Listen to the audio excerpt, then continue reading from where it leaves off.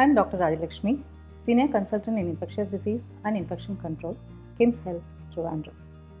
COVID-19 has taught us, not only the healthcare worker but also the public, the importance of infection prevention. By following safe practices like wearing mask appropriately, maintaining safe distance and hand hygiene, we are trying to protect not only us but also loved ones around us and the patients from COVID-19. In a similar way, by following basic infection control practices in the hospital setting, we are preventing the surges in nosocomial infection or hospital-acquired infection, as well as battling the infectious disease on a day-to-day practice. World over, on October 3rd week, International Infection Prevention Week is being observed, and it is usually observed in the third week of October, and it was first introduced in 1986. Since then, this week is observed to highlight the importance of infection prevention in hospital setting, as well as to create awareness among the public. By following these standard basic precautions, we can prevent almost 90% of infections.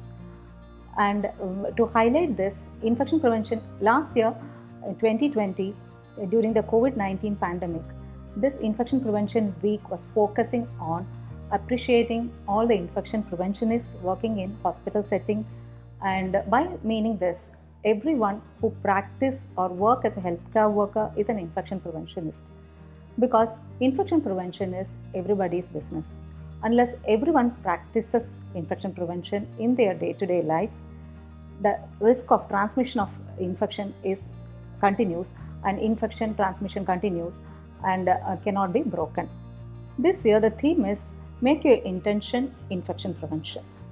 By this we mean that performing hand hygiene before and after patient contact and surroundings, as well as before aseptic procedures and after blood and body fluid exposure.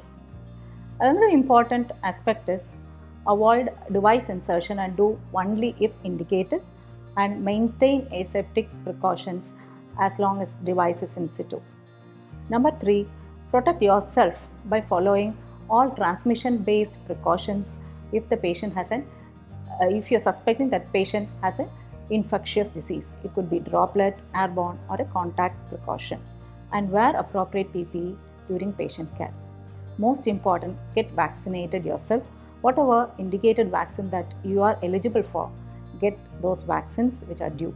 And by following all this, and the most important aspect being choosing the right antibiotic for the right indication, I think we all will be living in a safe environment, and we are protecting not only ourselves but our patients as well.